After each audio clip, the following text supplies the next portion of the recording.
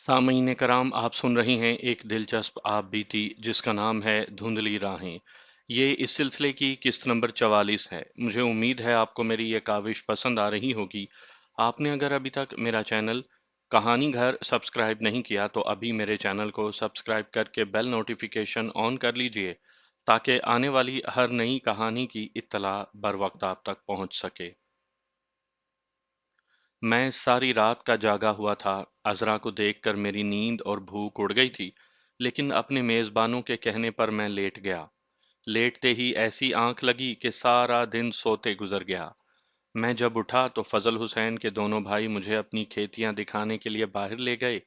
उनका घर बहुत बड़ी हवेली थी। ये हवेली गांव से कुछ हटकर थी, वहीं से उनकी खेतियां शुरू हो जाती थी। कुछ दूर एक बड़ा खूबसूरत बाग था जिसमें रहट लगा हुआ था और वहां भी छोटा सा एक मकान बना था। मैं हैरान था कि इस कदर ज्यादा अराजी और वो भी इतनी जरखेज अराजी होने के बावजूद फजल हुसैन खुद भी नौकरी कर रहा था और उसने अपने बेटे को भी पुलिस में भर्ती करवा दिया था। ये दरअसल उस जमाने का दस्तूर था। लोग फौज और पुलिस की नौकरी को पसंद करते थे।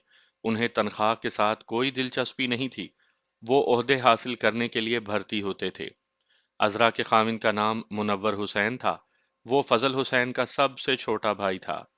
उससे बड़े का नाम तजम्मुल हुसैन था। वो दोनों मेरे साथ थे और मुझे अराजी, साथ वाले गांवों और वहां की मुख्तलिफ शख्सियात के मुतल्लिक तफसीलात सुना रहे थे। मैं वैसे ही हूँ हाँ करता जा रहा था। मेरे जहन पर अजरा सवार थी। मुझे ऐसा अफसोस नहीं था कि वो इस शख्स की बीवी बन गई थी। मुझे तो खुश होना चाहिए था कि मेरी खालाजाद बहन इतने बड़े जमींदारों के घर ब्याई गई थी। उनके मुकाबले में अयूब की कोई हैसियत ही नहीं थी। लेकिन मुझे ये सोच परेशान कर रही थी कि अजरा की शादी इस नौजवान अमीर जादे के साथ हुई कैसे। मैं खुद मुनव्वर से पूछना नहीं चाहता था कि ये शादी कैसे हुई, और मैं महसूस कर रहा था कि मुनव्वर इस मौजू से बचने की कोशिश कर रहा है। उसका ख्याल होगा कि मैं शायद बुरा मनाऊंगा। मेरे इस सवाल का जवाब अजरा ही दे सकती थी। मैं सोचने लगा कि अजरा मुझे तन्हाई में मिल सकेगी या नहीं। टहलते टहलते हम बाग में जा पहुंचे। उस बाग में फलों के दरख्त थे और वहां सब्जियां उगाई जाती थी। मुनव्वर का बड़ा भाई तजम्मुल जरा परे किसी काम से चला गया। सिकंदर भाई, मुनव्वर ने मुझसे पूछा, अजरा तुम्हारी मंगेतर थी? कभी थी, मैंने इस तरह जवाब दिया जैसे मेरी आह निकल गई हो। फिर तुमने उसके साथ शादी क्यों न की? मैंने तुम्हें अपनी जिंदगी की सारी कहानी रात को सुनाई थी, मैंने जवाब दिया। जिंदगी से तबीयत कुछ ऐसी उचाट हुई कि मैं महसूस करता था कि अजरा को मैं खुश नहीं रख सकूंगा। फिर मैं मफरूर मुलजिम हो गया। शादी कर लेता तो उसे कहाँ लिए फिरता। मेरा ख्याल है ये लड़की तुम्हें अच्छी नहीं लगी, मुनव्वर ने कहा। नहीं, मैंने जवाब दिया, मेरे रास्ते में एक से एक बढ़कर खूबसूरत लड़की आई है, लेकिन शादी के लिए अजरा से बेहतर और कोई लड़की नहीं देखी। तुम्हारा क्या ख्याल है? तुम ठीक कहते हो, मुनव्वर ने कहा। उससे बेहतर और कोई लड़की नहीं हो सकती। मुनव्वर यार, मैंने शगुफ्ता से लहजे में पूछा, ये शादी हुई कैसे? हो गई भाई, उसने मुस्कुराते हुए कहा, अजरा से सुन लेना। लेकिन तुमने कहा था कि तुम्हारी शादी में बुजुर्ग शामिल नहीं हुए थे, मैंने कहा। अजरा से सुन लेना ना सिकंदर भाई, उसने कहा। मैं अपनी जबान से बयान करता अच्छा नहीं लगता। मैं समझ ना सका कि ये नौजवान शर्मा रहा है या कोई खास बात है, या जो वो अजरा की जबान से ही कहलवाना चाहता है। इस लड़के के मुतालिक मेरी राय ये थी कि शर्माने वाला तो नहीं। मैं उसमें वो खुद एतमादी और जुर्रत देख रहा था जो देहाती इलाके में बड़े जमींदारों और जागीरदारों के बेटों में होती है। बाज में खुद एतमादी और जुर्रत इतनी बढ़ जाती है कि वो मज़ारों और दीगर लोगों के खुदा बन जाते हैं। मुनव्वर के दिमाग में इस जुर्रत का कीड़ा मुझे नजर आ रहा था। उसे रोब और दबदबा कहते हैं। तजम्मुल वापस आ गया और हम घूमते फिरते रहे। वो मेरे लिए अजनबी थे और मैं उनके लिए अजनबी था, बल्कि उनके लिए बड़ा दिलचस्प और सनसनीखेज अजनबी था। मैंने रात को उन्हें अपनी जिंदगी की सारी दास्तान सुना डाली थी। वो अब मुझसे एक एक वाक़े की तफसील अलग अलग सुनते थे। मैं उन्हें अपनी ही बातें सुना सुना कर उकता गया था। मेरे दिमाग में दो ख्याल बुरी तरह गालिब आए हुए थे। एक ख्याल अजरा का था, जो एक सवाल था कि मुनव्वर के साथ उसकी शादी किस तरह हुई, اور دوسرا خیال بھی ایک سوال ہی تھا کہ میں یہاں کب تک رہوں گا اور کیا میں یہاں محفوظ رہوں گا؟ آپ نہیں سمجھ سکتے، کوئی بھی نہیں سمجھ سکتا کہ اس مفرور قاتل کی ذہنی اور جذباتی کیفیت کیا ہوتی ہے جس کی گرفتاری پر 10,000 روپیہ انعام مقرر ہو اور اس کا اپنا کوئی ٹھکانہ نہ ہو، اور جس کی گرفتاری کا مطلب ہو پھانسی۔ ایک پتا ہلتا ہے تو مفرور بدک جاتا ہے کہ پولیس آ گئی ہے۔ میں نے کئی بار کہا ہے کہ مجھے موت کا ڈر نہیں تھا، اس زندگی سے تو بہتر تھا کہ میں مر جاتا، لیکن میں نے انگریزوں کا چیلنج قبول کر لیا تھا۔ مجھ میں ڈھیٹ پن تھا، اسے میں خودداری، غیرت اور وقار کہتا تھا۔ یہ میرا عزم تھا کہ میں اپنی آزادی پر کسی کو ہاتھ نہیں ڈالنے دوں گا اور مقابلے کے بغیر شکست تسلیم نہیں کروں گا۔ اور ایک عزم یہ بھی تھا کہ اپنے ملک کے لیے کچھ کر کے مروں گا، اگر ملک کے لیے نہیں تو کسی مجبور اور مظلوم انسان کی نجات پر جان دوں گا۔ یہ تو میری سوچیں اور میرے عزم تھے، مجھے احساس تھا کہ میں خواب دیکھ رہا ہوں، اکیلے تو میں کچھ بھی نہیں کر سکتا تھا۔ مجھے ایک گروہ کی ضرورت تھی، ہندوستان میں گروہ موجود تھے لیکن انہیں ڈھونڈنا آسان نہیں تھا۔ دوسری صورت یہ تھی کہ میں اپنا گروہ بناتا، لیکن دہشت گردی کے لیے خاص قسم کے آدمیوں کی ضرورت تھی، جیسے میں تھا، جس کا کوئی آگے تھا نہ پیچھے۔ اس کام میں جوشیلے اور جذباتی آدمی نہیں چل سکتے تھے، ٹھنڈے مزاج والے دلیر آدمیوں کی ضرورت تھی جو عقل سے کام لینے والے آدمی ہوتے۔ انسپیکٹر فضل حسین کے بھائیوں میں یہ رمق نہیں تھی۔ دوپہر کے بعد کھانا کھا کر تجمل اور منور کسی کام سے چلے گئے تھے کہ شام کو واپس آئیں گے۔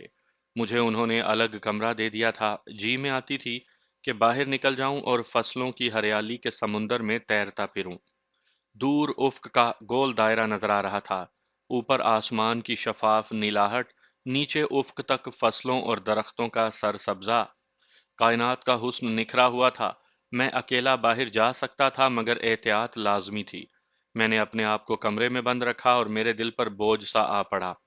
مجھ میں قید کا بڑا ہی تلخ احساس بیدار ہو گیا اور مجھے افسوس ہونے لگا کہ مجھے کائنات کے حسن سے لطف اندوز ہونے سے محروم کر دیا گیا ہے۔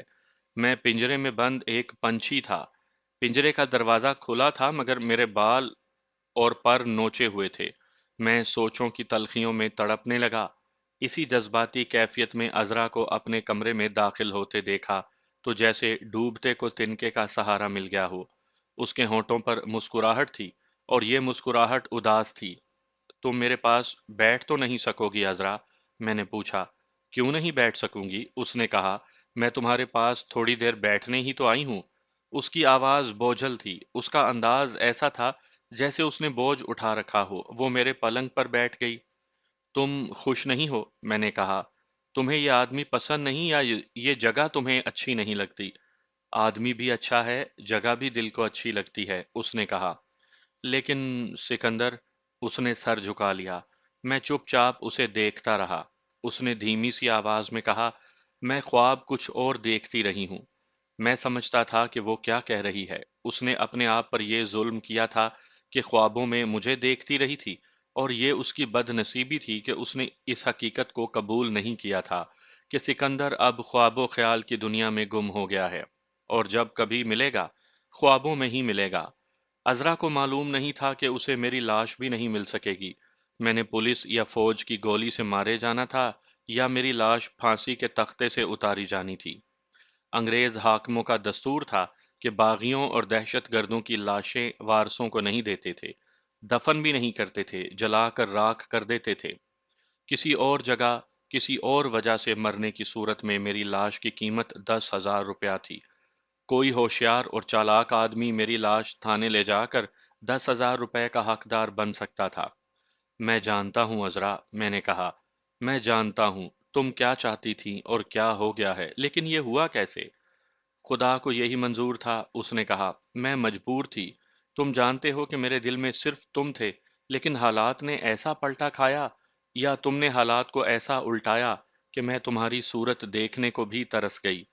وہ آہستہ آہستہ بول رہی تھی اور اس کی آواز غم سے بوجھل تھی۔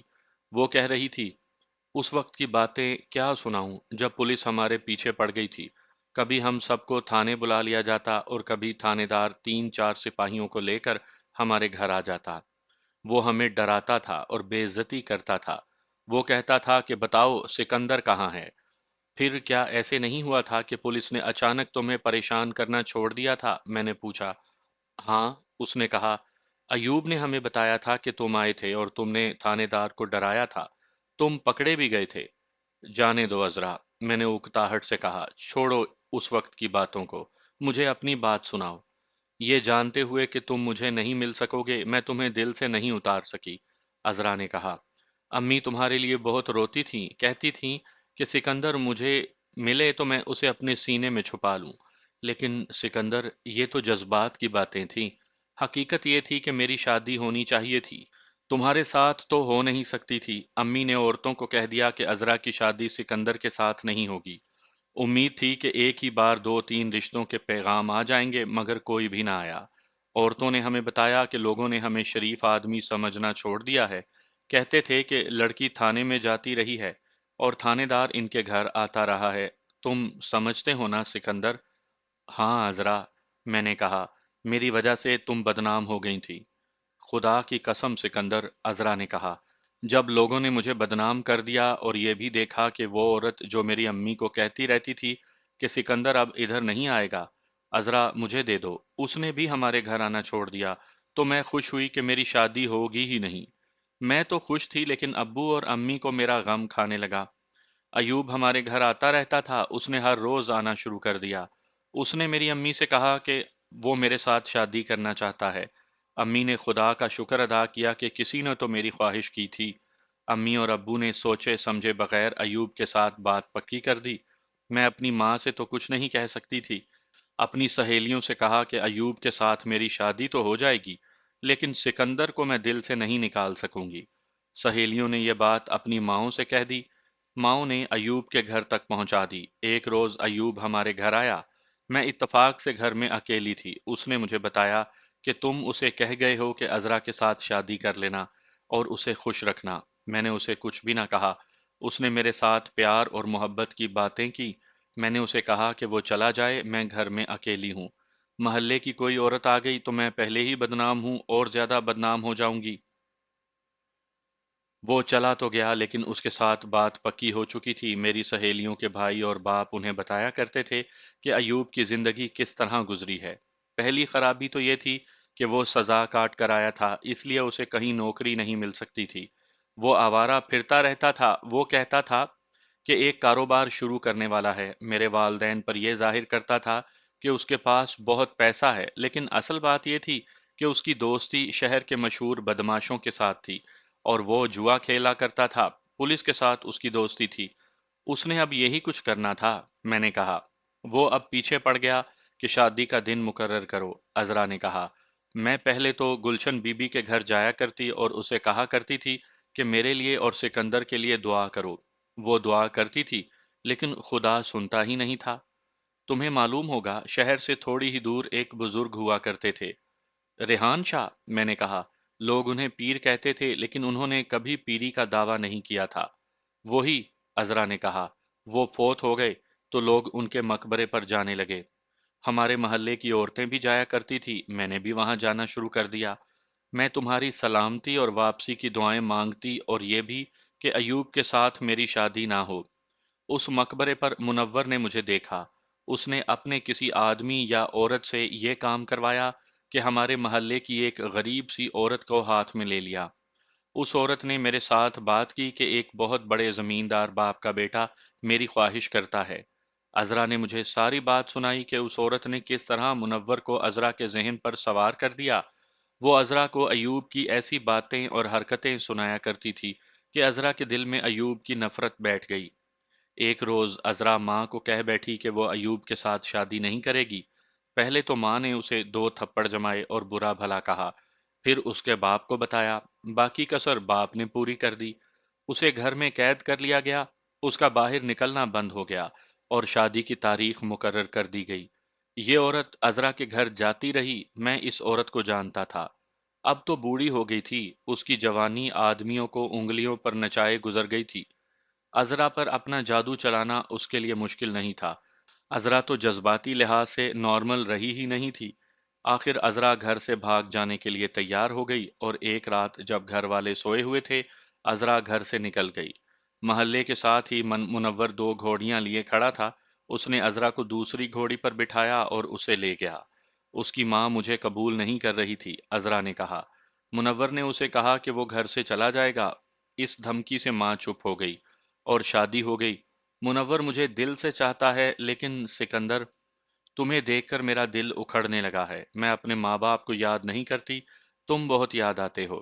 نہیں عذرا، میں نے کہا، میری یاد کو بھی ذہن سے نکال دو۔ اپنے دل کو اکھڑنے نہ دو، میری زندگی دیکھ لو۔ اگر میں تمہارے ساتھ شادی کر لیتا تو تمہیں کہاں کہاں ساتھ لیے پھرتا۔ میں نے اس کے ساتھ بہت باتیں کی اور اسے کہا کہ وہ خوش قسمت ہے کہ ایوب سے نجات ملی اور منور جیسا خامند مل گیا۔ وہ چلی گئی، لیکن میں محسوس کر رہا تھا کہ وہ اپنے دل پر بوجھ لے کر گئی ہے۔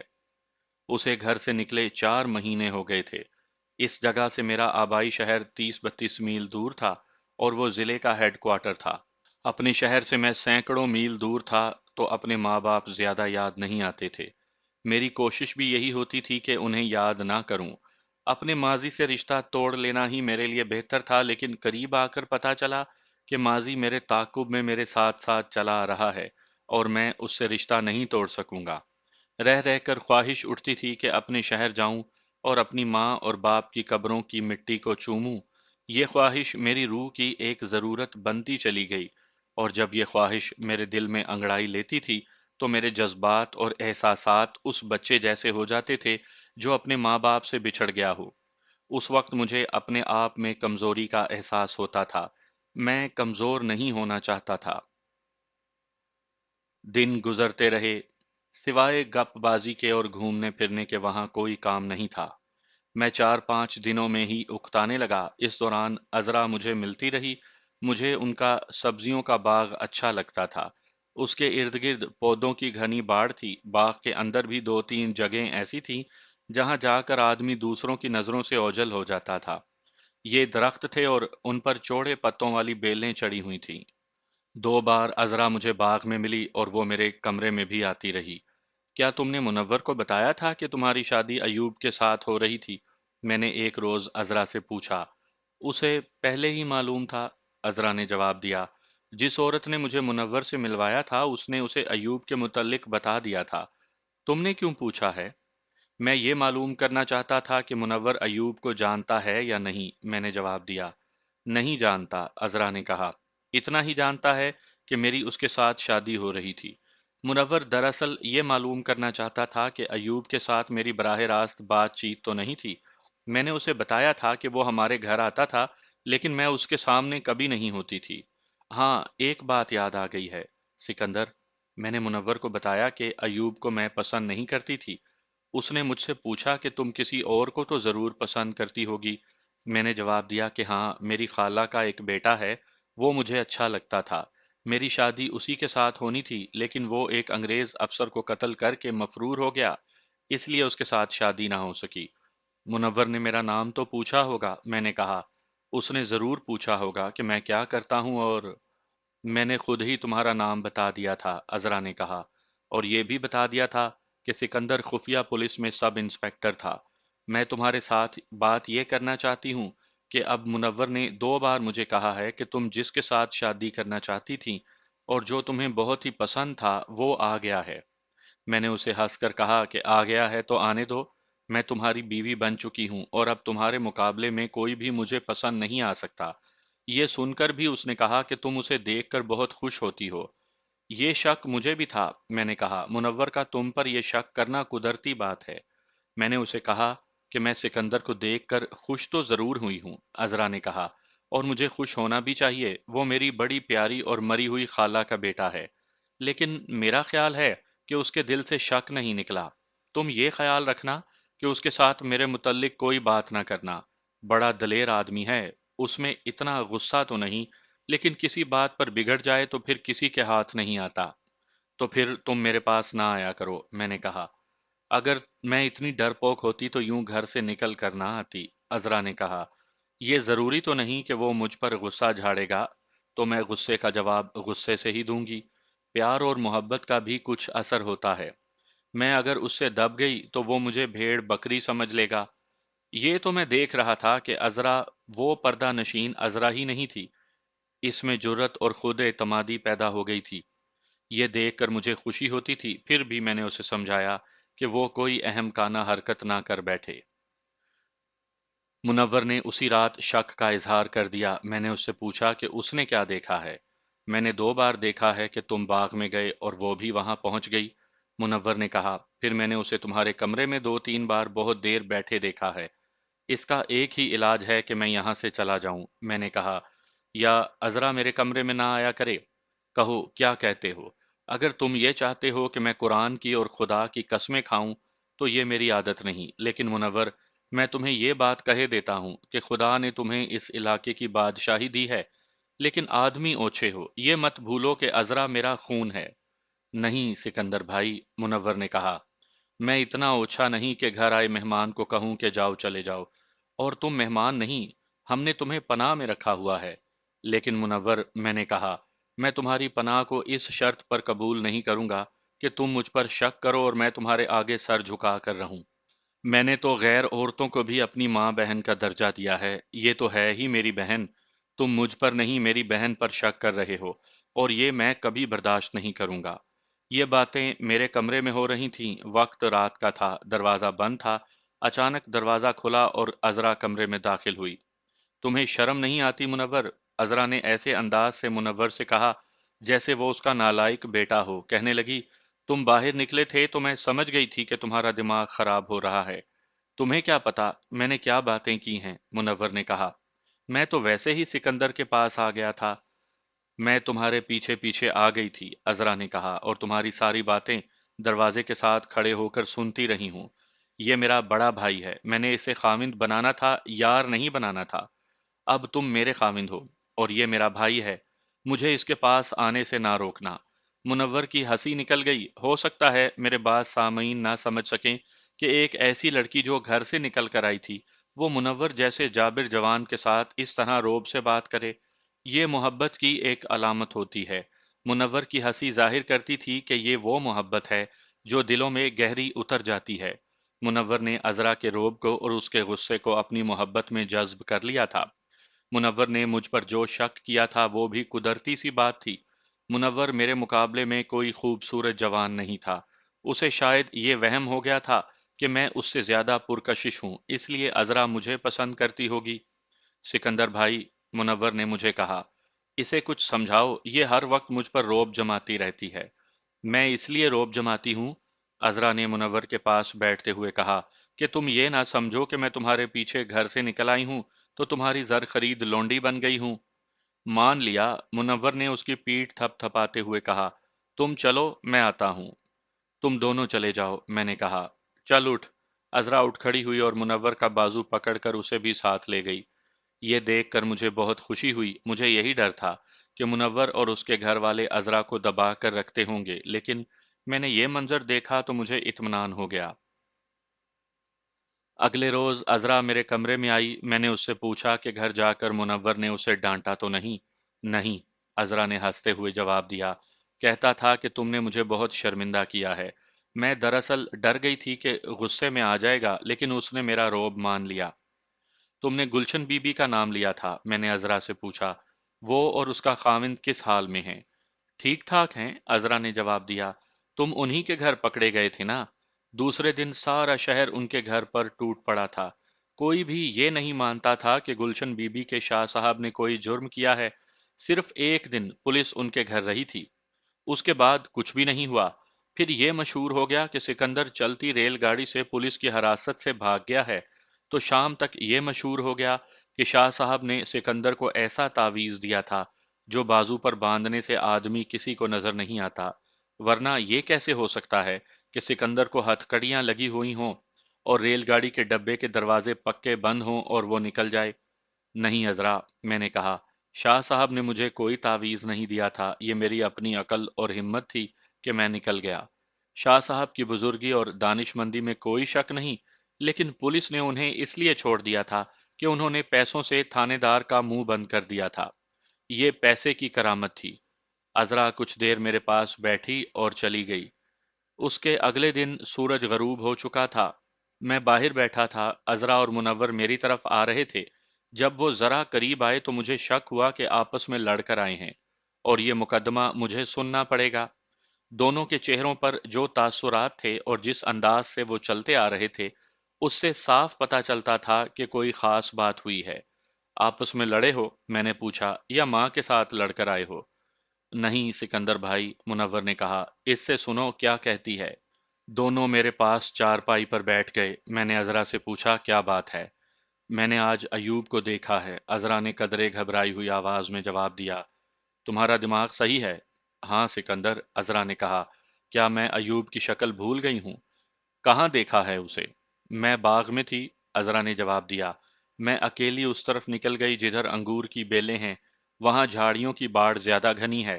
ایک سر باڑ کے پیچھے سے اٹھا، اس پر دیہاتیوں کی طرح پگڑی لپٹی ہوئی تھی۔ پھر آہستہ آہستہ اس کا چہرہ نظر آیا، یہ ایوب کا چہرہ تھا۔ اگر ایوب ویسے ہی میرے سامنے آ جاتا تو میں ذرا سا بھی نہ ڈرتی، لیکن جس طرح اس کا چہرہ آہستہ آہستہ اوپر اٹھا، اس سے میں ڈر گئی۔ مجھ پر اس طرح خوف طاری ہوا جیسے ایوب کہیں مر گیا ہے اور اس کی بدروح یہاں آ گئی ہے۔ یہ شک بھی ہوا کہ یہ میری نظر کا قصور ہے۔ میں نے آنکھیں بند کی اور ہاتھوں سے آنکھیں مل کر کھولیں۔ ایک دو سیکنڈ تو آنکھوں کے آگے اندھیرا رہا۔ جب آنکھیں روشن ہوئیں تو ایوب کا چہرہ غائب ہو چکا تھا۔ میں نے اپنے دل کو مضبوط کیا اور دوڑ کر اس جگہ گئی جہاں باڑ زیادہ گھنی نہیں۔ بیٹھ کر باڑ میں سے جھانکا، آگے علاقہ ویران ہے اور وہاں کھڈ بھی ہیں۔ ایک آدمی بہت تیز تیز چلتا ادھر جا رہا تھا۔ وہ رکا اور اس نے پیچھے دیکھا۔ سورج ڈوبنے والا تھا، دھوپ اس کے چہرے پر پڑ رہی تھی۔ میں نے اچھی طرح پہچان لیا، وہ ایوب تھا۔ اس نے دیہاتیوں جیسے کپڑے پہن رکھے تھے۔ وہ نیچے چلا گیا، پھر مجھے گھوڑا دوڑنے کی آوازیں سنائی دیں۔ میں وہاں سے فوراً چل پڑی اور منور کو بتایا۔ میں نے تو اس کی کبھی شکل بھی نہیں دیکھی، منور نے کہا۔ یہ کہتی ہے کہ مجھے ذرا سا بھی شک نہیں کہ وہ کوئی اور تھا۔ اسے شاید اب پتہ چلا ہے کہ عذرا یہاں ہے۔ ہاں عذرا، میں نے اس سے پوچھا، تم نے اپنی امی اور ابو کو کبھی اطلاع نہیں دی کہ تم یہاں ہو اور تم نے شادی کر لی ہے؟ نہیں، عذرا نے جواب دیا، اگر صرف ابو ہوتے تو اور بات تھی۔ میں نے تمہیں پہلے بتایا نہیں کہ امی ایوب سے پیسے اور کپڑے لیتی رہی ہے؟ اس نے میری شادی طے نہیں کی تھی، میرا سودا کیا تھا، ورنہ کوئی بھی اسے اپنی بیٹی نہیں دے رہا تھا۔ یہ بتاؤ سکندر بھائی، منور نے کہا، تم اسے جانتے ہو؟ کیا ایوب میں اتنا دم ہے کہ وہ عذرا کو اٹھا کر لے جائے یا اس پر کوئی اور وار کر جائے؟ اس نے پولیس میں نوکری کی ہے، میں نے جواب دیا۔ نوکری میں بھی وہ بدماشیاں کرتا رہا ہے۔ میں تو شہر میں نہیں رہا، لیکن یہ بتا سکتا ہوں کہ وہ نڈر آدمی ہے اور بدماشی سے باز نہیں آ سکتا۔ میں بتاتی ہوں، عذرا نے کہا، پولیس کے ساتھ اس کا یارانہ ہے اور شہر کے مانے ہوئے بدماش اس کے دوست ہیں۔ اس میں کوئی شک نہیں کہ وہ ایوب تھا جسے میں نے دیکھا، اور وہ مجھے ہی دیکھنے آیا تھا۔ مجھے اس کے گھر کا اتا پتہ بتاؤ، منور بولا۔ میں دو آدمی ساتھ لے کر جاؤں گا، پھر دیکھوں گا کہ وہ ہماری زمین پر قدم رکھنے کی جرت کس طرح کرتا ہے۔ نہیں منور، میں نے کہا، یہ کام میں نے کرنا ہے۔ نہیں نہیں، منور بولا، تم پھنس جاؤ گے۔ تم پھنسے تو سمجھو ہمیشہ کے لیے گئے۔ تم مجھ سے زیادہ عقل مند نہیں، میں نے منور سے کہا۔ تم پھنس گئے تو اس کا مجھے بہت دکھ ہوگا، اور اس کے ساتھ ہی عذرا کی زندگی کی خوشیاں ختم ہو جائیں گی۔ اگر ایوب کا دوستانہ پولیس کے ساتھ اور بدماشوں کے ساتھ ہے تو وہ تمہیں ایسے جال میں پھنسائیں گے کہ تمہیں ڈکیت اور راہزن بنا دیں گے۔ میں اگر پھنس بھی گیا تو کیا ہوگا؟ میں نے تمہارے احسان کا صلہ بھی تو دینا ہے۔ تم کیا کرو گے؟ دیکھو منور بھائی، میں نے کہا، میں سی آئی ڈی کا سب انسپیکٹر رہ چکا ہوں۔ میں نے اس کے پاس جا کر یہ تو نہیں کہنا کہ تم وہاں کیا لینے گئے تھے۔ میں اسے یہ بھی نہیں بتاؤں گا کہ میں یہاں رہتا ہوں۔ میں اس کے ساتھ استادی طریقے سے بات کروں گا۔ یہ ضروری نہیں کہ میں تمہیں ذرا ذرا سی بات بتاؤں کہ میں اس کے ساتھ کیا باتیں کروں گا۔ مجھے جانے دو، میں سارا معاملہ ٹھیک کر دوں گا۔ جہاں زبان کام کر جائے وہاں کلہاڑی چلانے سے کیا حاصل؟ یہ میں جانتا ہوں کہ جس طریقے سے وہ آیا تھا وہ بدنیتی ظاہر کرتا ہے۔ چلو بھائی، تجمل کے ساتھ بات بھی کرتے ہیں۔ ہم منور کے بڑے بھائی تجمل کے پاس چلے گئے، اسے ساری بات سنائی۔ وہ بھی مجھے روکتا رہا کہ میں نہ جاؤں، لیکن میں جانتا تھا کہ یہ لوگ لٹھ بازی کے سوا اور کوئی کاروائی نہیں جانتے، اور اس کا نتیجہ اس کے سوا اور کچھ نہیں ہوگا کہ یہ پھنس جائیں گے۔ تم میرے بڑے بھائی کی امانت ہو سکندر، تجمل نے کہا۔ تمہیں تو ہم اپنی جان پر کھیل کر بچا کر رکھیں گے۔ میں نے ان کی ایک نہ سنی، میں نے انہیں کہا کہ میں کل رات شہر جاؤں گا۔ تم لوگ ایک کام کرو، میں نے کہا، کل صبح اپنے 3 4 نوکروں کی یہ ڈیوٹی لگاؤ کہ وہ باغ کے ارد گرد اور کچھ دور دور اور کھیتوں کے علاقے میں بھی ویسے ہی گھومتے پھرتے رہیں، اور اگر انہیں کوئی ایسا اجنبی نظر آئے جس کی آنکھیں ذرا سی سبز ہوں اور رنگ گورا ہو، اسے روکیں اور صرف یہ پوچھیں کہ وہ کہاں جا رہا ہے۔ میں صرف یہ معلوم کرنا چاہتا ہوں کہ وہ یہیں ہے یا چلا گیا ہے۔ اگر وہ کوئی کاروائی کرنے آیا ہوگا تو کل پھر آئے گا۔ آج رات پہرے کا بندوبست کر دینا، کل کسی بھی وقت عذرا کو باغ میں بھیج دینا اور یہ شام تک وہیں رہے۔ دوسرے دن میری ان ہدایات پر صحیح طریقے سے عمل کیا گیا، میں باہر نہ نکلا۔ دن گزر گیا، سورج غروب ہو گیا۔ میرے کہنے پر ان تمام آدمیوں کو بلایا گیا جنہیں گشتی پہرے پر بھیجا گیا تھا۔ انہیں کوئی مشکوک آدمی نظر نہیں آیا۔ اس سے میں یہ سمجھا کہ ایوب کو کہیں سے اطلاع ملی ہوگی کہ عذرا یہاں ہے اور وہ دیکھنے آیا ہوگا کہ عذرا واقعی یہاں ہے۔ میں سوچ یہ رہا تھا کہ اسے کس طرح پتا چلا کہ اس وقت عذرا باغ میں ہے۔ اس سے یہ ظاہر ہوتا تھا کہ وہ کہیں چھپ کر دیکھتا رہا تھا۔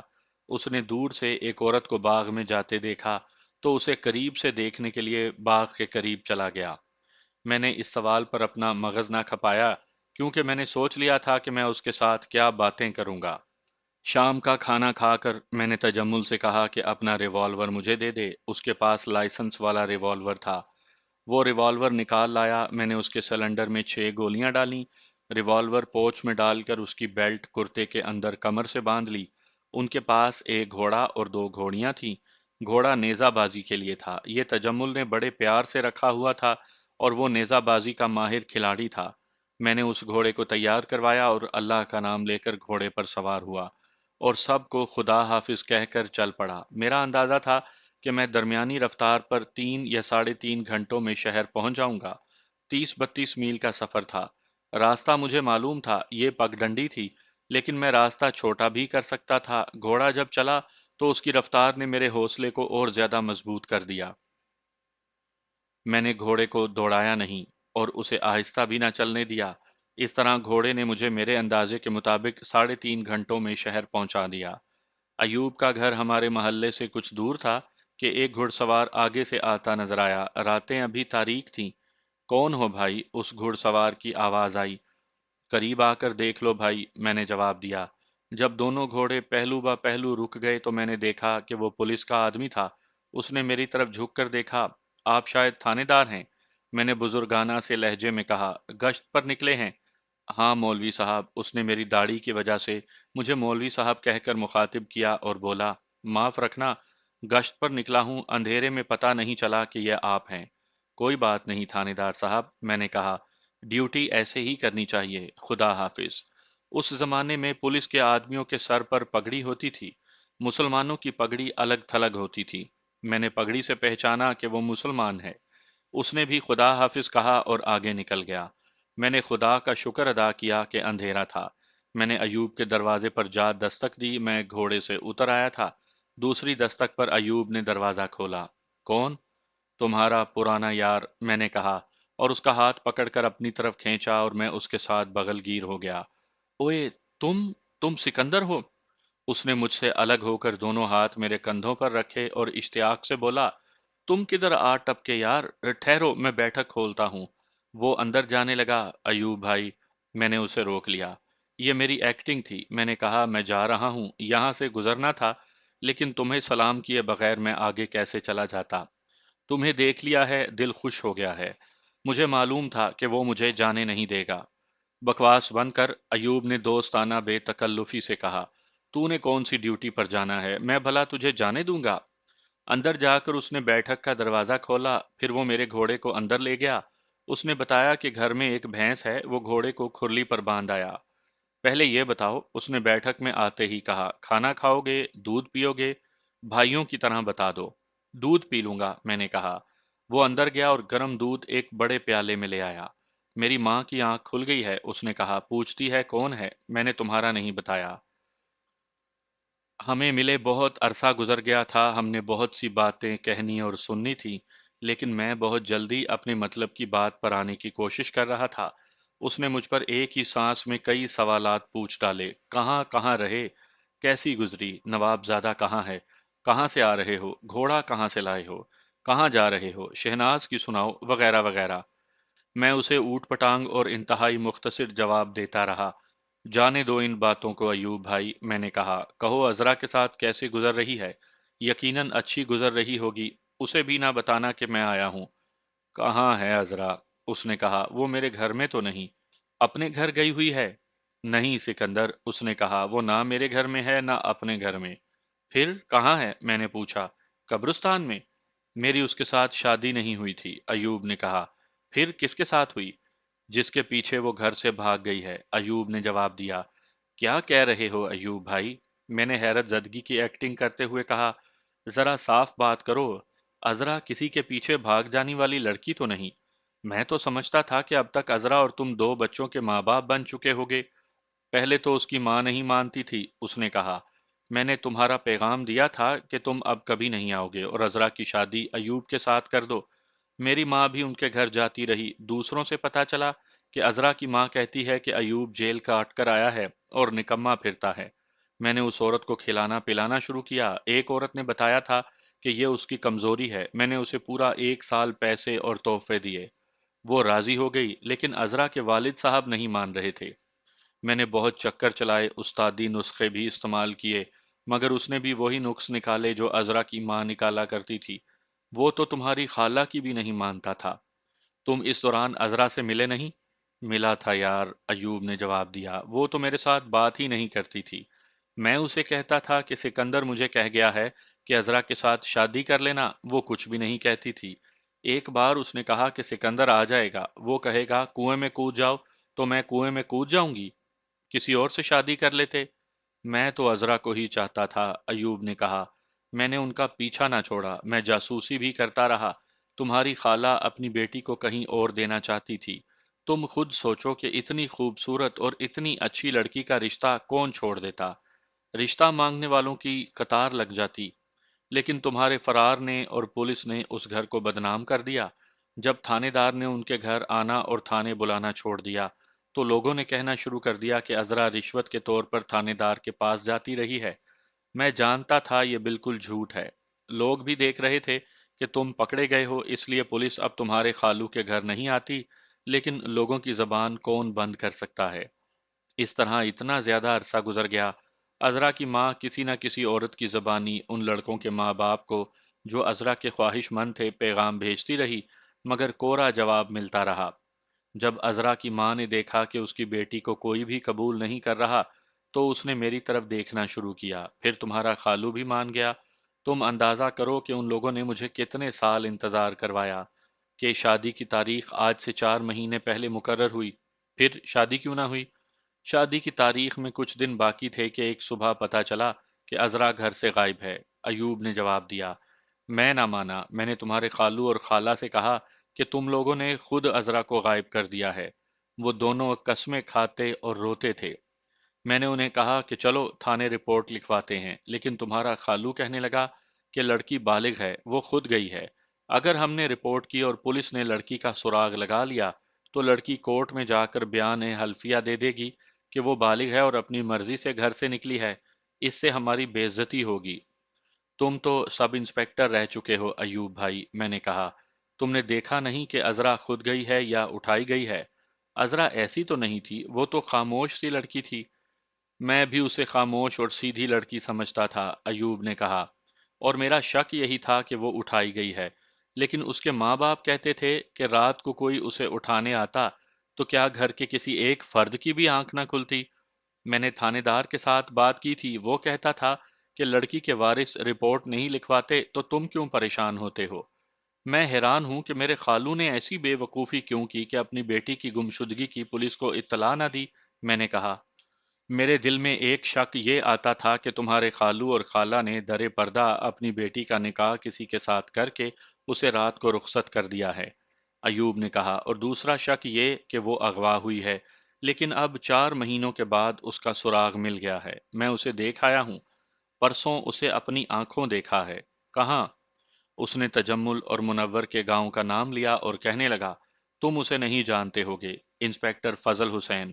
ہم دونوں کچھ عرصہ اکٹھے رہے تھے۔ عذرا اس کے گھر میں ہے اور اسے لے جانے والا اس کا چھوٹا بھائی ہے۔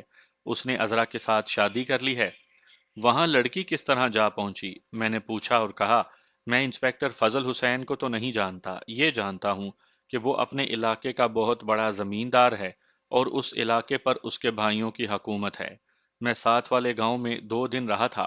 ہاں یار، اب یاد آیا، مجھے ایک آدمی انسپیکٹر فضل حسین کی زمینداری اور اس کے بھائیوں کے روب داب کی باتیں سنا رہا تھا، تو اس نے یہ بھی کہا تھا کہ فضل حسین کا چھوٹا بھائی شہر سے ایک لڑکی نکال لایا ہے اور اس کے ساتھ اس نے شادی کر لی ہے۔ وہ لڑکی عذرا ہوگی۔ تمہیں اب کس طرح پتا چلا ہے؟ یہاں ایک عورت ہے، ایوب نے کہا، جوانی میں اس نے بڑے گل کھلائے تھے، جوانی ڈھل گئی تو اس نے چکر چلانے شروع کر دیے۔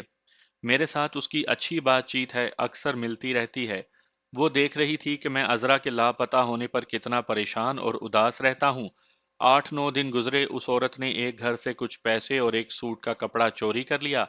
گھر والوں نے اسی پر شک کیا تھا، انہوں نے تھانے میں رپورٹ لکھوا دی اور شک اس پر لکھوایا۔ اسے تھانے بلوایا گیا تو میرے پاس دوڑی آئی کہ میں تھانے دار سے اس کی سفارش کر دوں۔ اس کا رونا دھونا دیکھ کر میرا دل موم ہو گیا۔ میں تھانے چلا گیا۔ یہاں سب انسپیکٹر انور علی سید ایس ایچ او ہے، میں نے اسے دوست بنایا ہوا ہے، ویسے بھی وہ اچھا آدمی ہے۔ میں نے اسے کہا کہ یہ غریب عورت ہے، اس کا خیال رکھنا۔ انور علی نے کہا کہ اس نے چوری کی ہے تو اقبالی ہو جائے اور مال واپس کر دے۔ یہ عورت اتنی زیادہ ڈری ہوئی تھی کہ اس نے مجھے کہا کہ پولیس سے بچا لو تو میں تمہیں راز کی ایک بات بتاؤں گی۔ میں نے اسے اس طرح چھڑایا کہ اس نے چوری کا مال دیا اور میں نے انسپیکٹر انور علی سے کہہ کر اسے چھڑوا لیا۔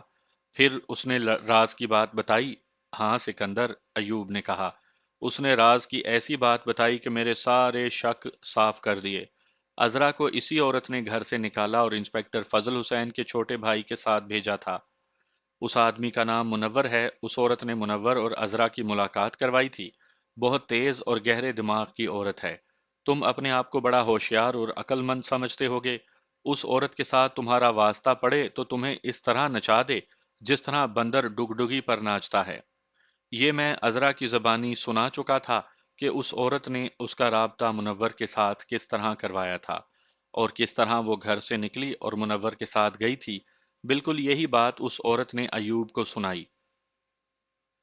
اس طرح مجھے پتا یہ چل گیا کہ عذرا اپنی مرضی سے گئی ہے، ایوب نے کہا، اور یہ بھی پتا چل گیا کہ وہ ہے کہاں۔ میں اسے ذہن اور دل سے اتارنے کی کوشش کر رہا تھا۔ 4 مہینے گزر چکے تھے لیکن میرے دل میں غصہ موجود تھا۔ یہ میری بے عزتی کی گئی تھی۔ جب مجھے پتا چلا کہ عذرا اپنی مرضی سے گئی ہے تو غصہ جاگ اٹھا۔ میں اس طرح محسوس کرنے لگا جیسے منور نے مجھے دھوکہ دیا ہے اور وہ عذرا کو مجھ سے چھین کر لے گیا ہے۔ اس سے زیادہ غصہ مجھے عذرا پر آیا۔ وہ تو یوں سمجھو کہ میرے منہ پر تھوک کر چلی گئی ہے۔ وہ تو گئی، میں نے کہا، اس کی شادی بھی ہو گئی، اب کیوں اپنا خون جلاتے ہو؟ بھول جاؤ۔ یار، تم برا نہ ماننا سکندر، ایوب نے کہا، عذرا تمہاری خالہ زاد بہن ہے لیکن اس نے جو حرکت کی ہے وہ میں برداشت نہیں کر سکتا۔ اس نے اتنا بھی نہ سوچا کہ میں نے کتنی لمبی مدت اس کا انتظار کیا ہے۔ میں اپنی بے عزتی کا بدلہ تو ضرور لوں گا۔ کیسے؟ میں نے پوچھا۔ مجھے بتاؤ، پھر میں تمہیں بتاؤں گا کہ تمہیں کیا کرنا چاہیے۔ پہلی بات تو یہ ہے کہ تمہیں ایک بد اخلاق عورت نے بتایا ہے کہ عذرا فلاں جگہ ہے۔ ہو سکتا ہے وہ وہاں نہ ہو، یہ عورت جھوٹ بھی تو بول سکتی ہے۔ عذرا وہی ہے، ایوب نے کہا، میں تمہیں بتا چکا ہوں کہ میں اسے پرسوں دیکھ آیا ہوں۔ کہاں؟ میں نے انجان بن کر پوچھا۔ کیا تم وہاں گئے تھے جہاں عذرا ہے، فضل حسین کے گاؤں میں؟ میں دیہاتیوں کی طرح کھدر کا لمبا سا کرتا اور کھدر کی چادر باندھ کر اور سر پر ململ کی میلی سی پگڑی لپیٹ کر وہاں گیا تھا، ایوب نے کہا۔ میں ان کی زمینوں سے ذرا دور گھومتا پھرتا رہا، کسی سے پوچھ نہیں سکتا تھا۔ شام کے وقت عذرا کو باغ کی طرف جاتے دیکھا۔ میں باڑ کے پاس چلا گیا اور اسے قریب سے دیکھا۔ اس نے تو تمہیں نہیں دیکھا، میں نے کہا۔ شاید، اس نے کہا، اس نے میری طرف دیکھا تو تھا، میرا خیال ہے اس نے مجھے پہچانا نہیں ہوگا۔ کرو گے کیا؟ میں نے پوچھا۔ کیا عذرا کو یا منور کو قتل کرو گے؟ دور سے گولی مارو گے؟ میں عذرا کو اٹھانے کی کوشش کروں گا، اس نے کہا، لیکن منور کہیں مل گیا تو پہلے اسے اٹھاؤں گا، ہو سکتا ہے اسے قتل کر دوں۔ وہ جب یہ بات کر رہا تھا تو صاف پتہ چل رہا تھا کہ وہ ذہنی طور پر صحیح نہیں۔ وہ غصے اور انتقام سے پاگل ہوا جا رہا تھا۔ اس ذہنی کیفیت میں عقل کام نہیں کیا کرتی۔ ہوش میں آؤ ایوب بھائی، میں نے کہا، تم اکیلے ہو اور وہ بہت بڑے زمیندار ہیں۔ ان کے پاس نوکر ہوں گے، مزارے ہوں گے، اور ایسے زمینداروں نے جرائم پیشہ بدماشوں کو پالا ہوا ہوتا ہے۔ میں نے تمہیں بتایا ہے کہ میں نے اس خاندان کے متعلق بہت کچھ سنا ہے۔ یہ بھی خیال رکھو کہ تم سزا یافتہ ہو۔ اگر پکڑا گیا تو مارا جاؤں گا نا؟ اس نے کہا۔ میں مرنے کے لیے تیار ہوں سکندر، یوں سمجھو کہ عذرا اب منور کی بیوی نہیں رہی۔ تم یہ بھول رہے ہو کہ عذرا میری بھی کچھ لگتی ہے، میں نے اس کی آنکھوں میں آنکھیں ڈال کر کہا۔ کہیں ایسا نہ ہو کہ تم عذرا پر کوئی اوچھا وار کر بیٹھو اور میں انتقام لینے آ پہنچوں۔ یہ تو تم جانتے ہو کہ میں اس زندگی سے تنگ آ چکا ہوں۔ اوہ، اس نے فوراً لہجہ بدل لیا۔ معاف کر دینا سکندر یار، میں واقعی بھول گیا تھا کہ عذرا تمہارا خون ہے۔ مجھے صرف عذرا کا نہیں، تمہارا بھی اتنا ہی درد ہے، میں نے کہا۔ حرام موت مارے جاؤ گے؟ تم سب انسپیکٹر رہ چکے ہو، ٹھنڈے دل سے سوچو۔ کیا تم اتنا بڑا جرم کر سکو گے؟ کس طرح کرو گے؟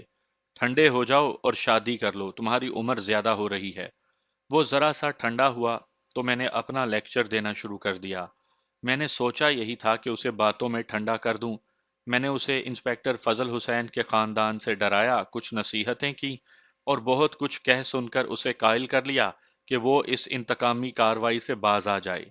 تم نے مجھ پر ایک احسان کیا تھا ایوب بھائی، میں نے کہا۔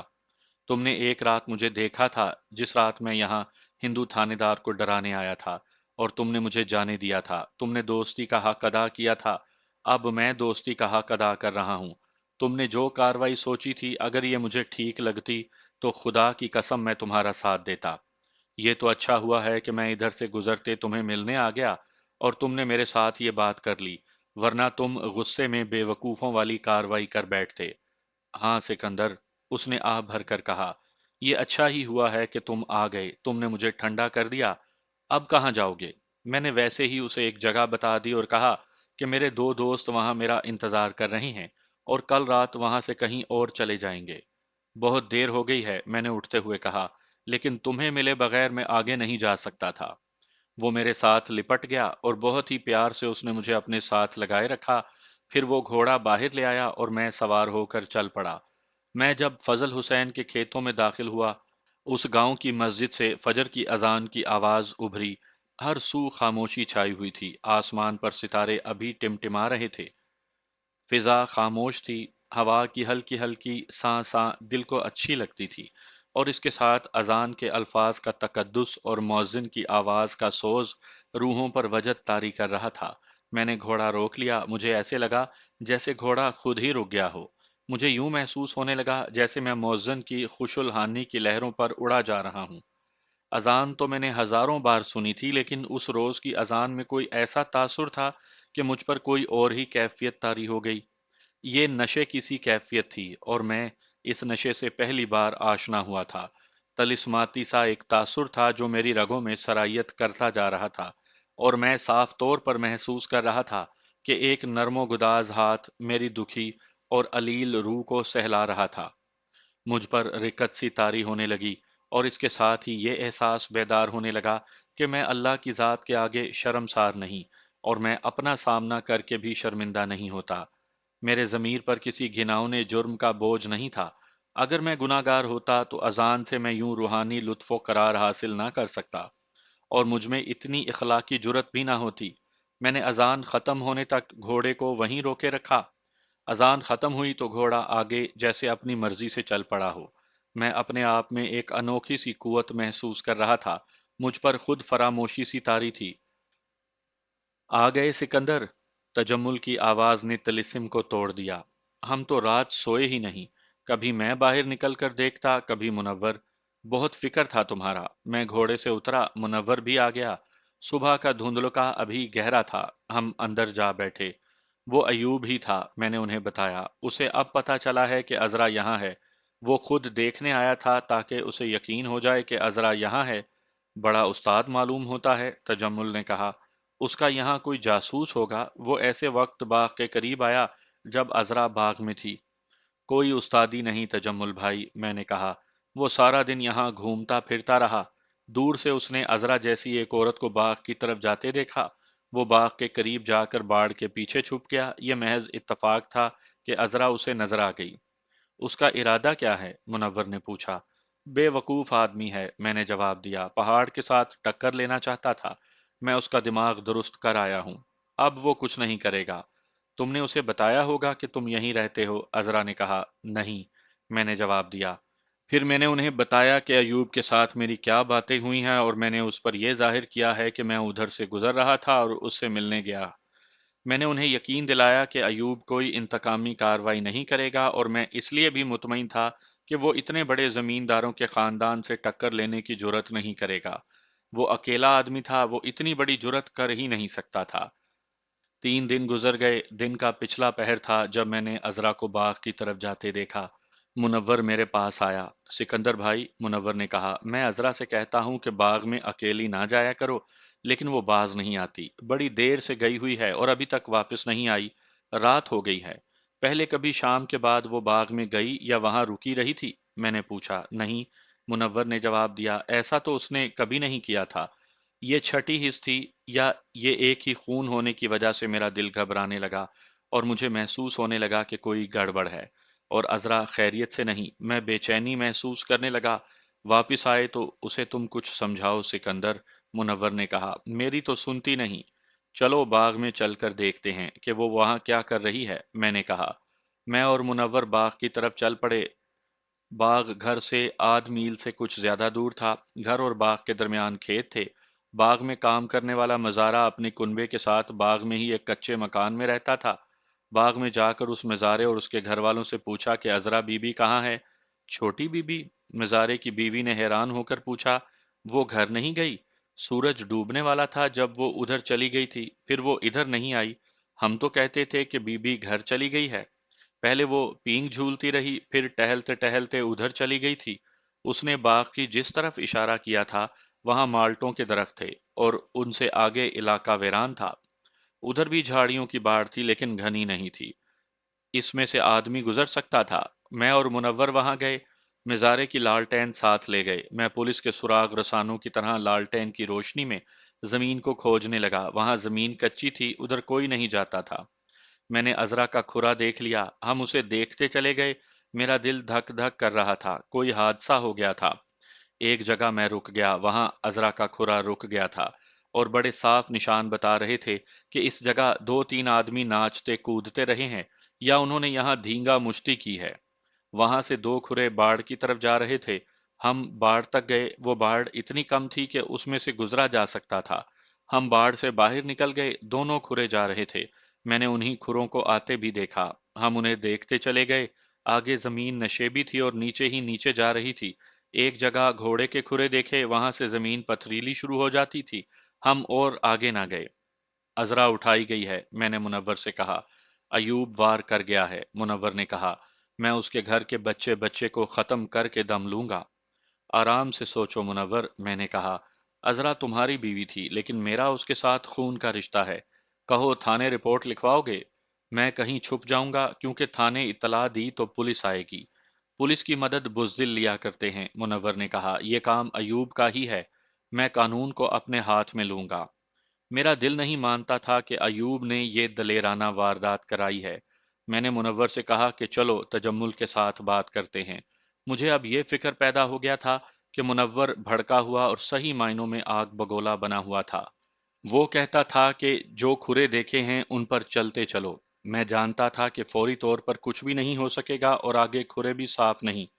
پھر میں شہر جاتا ہوں، منور نے کہا۔ ریوالور لے کر جاؤں گا، سیدھا ایوب کے گھر جاؤں گا۔ تم نے اسے کبھی دیکھا ہی نہیں، میں نے کہا، نہ تم اس کا گھر سمجھ سکو گے، غصے میں کسی اور کو گولی مار آؤ گے۔ میں نے بڑی مشکل سے اسے اپنے ساتھ لیا اور گھر لایا۔ اس خاندان پر یہ پہلا کسی نے وار کیا تھا، اور وار بھی بڑا ہی سخت کیا تھا۔ مرد تو انتقام کی باتیں کرتے ہی تھے، اس گھر کی عورتیں بھی انتقام کے سوا کوئی بات نہیں کرتی تھیں۔ تجمل بھائی، میں نے کہا، سب سے پہلے تو تھانے رپورٹ لکھواؤ۔ پھر ہماری غیرت کہاں گئی؟ تجمل نے کہا۔ لڑکی ایوب نے اٹھائی ہے، ہم لڑکی کے ساتھ ایوب کو بھی اٹھا کر یہاں لائیں گے۔ تم ابھی تک پولیس والوں کی طرح سوچتے ہو، تم یہ کیوں نہیں کہتے کہ ابھی ایوب کے گھر چلو؟ کیا ایوب تمہیں گھر مل جائے گا؟ میں نے کہا، وہ تھانے دار رہ چکا ہے، وہ لڑکی کو اپنے گھر نہیں لے گیا ہوگا۔ مجھے اب بھی یہ شک ہے کہ یہ واردات ایوب نے نہیں کی، ذرا مجھے کچھ سوچنے دو۔ عذرا میرے لیے غیر نہیں، میری خالہ کی بیٹی ہے، میرا خون ہے۔ لیکن تم تو کہتے ہو کہ تھانے جاؤ، منور نے کہا۔ تھانے نہ جاؤ، میں نے کہا، میں تمہاری بات مان لیتا ہوں، لیکن تم میری بات مان جاؤ۔ تم کہتے ہو کہ ایوب کو اٹھا کر لاؤ گے، میں کہتا ہوں کہ میں اس کی چھوٹی بہن کو اٹھا لاؤں گا۔ تم لوگوں نے شاید مجھے بزدل سمجھا ہے، اور تم یہ بھی سوچ رہے ہوگے کہ میں چونکہ مفرور ملزم ہوں اس لیے ڈرتا ہوں۔ سکندر بھائی، تجمل نے کہا، صبح ہوتے ہی تم یہ کام کرو کہ کھرے دیکھو کس طرف جاتے ہیں، شاید کوئی سراغ مل جائے۔ باقی رات جاگتے گزر گئی، یہ گھر آتش فشاں پہاڑ بن گیا تھا، اسے اب پھٹنا تھا، اور اس نے نہ جانے کتنے گھر تباہ کرنے تھے۔ میری کوشش یہ تھی کہ لوگ غصے میں سوچے سمجھے بغیر کوئی ایسی کارروائی نہ کریں کہ لڑکی کو ڈھونڈتے ڈھونڈتے خود کہیں پھنس جائیں۔ میری اپنی ذہنی اور جذباتی حالت انہی جیسی تھی، اور اب مجھے نظر آنے لگا تھا کہ میں گناہ سے بچ نہیں سکوں گا۔